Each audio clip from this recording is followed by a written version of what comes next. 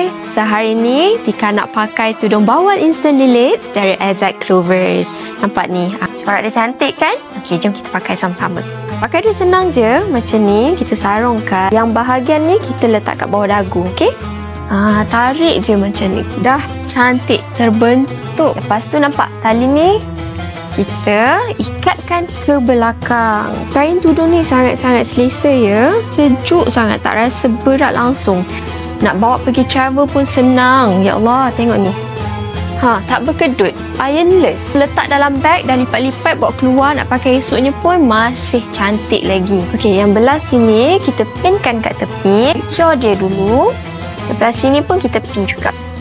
Lepas tu yang ni Tika nak letak ring. Pakai ring yang macam ni. Okey, kita masukkan, kemas-kemaskan, baru tarik dia naik atas. Boleh bawa ke sini lah kalau nak bagi dia kemaskan. Nampak? Dia jadi macam butterfly juga kat depan. So kita pin sikit kat sini lah.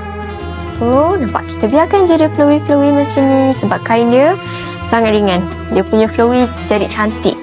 Dia tak nampak besar.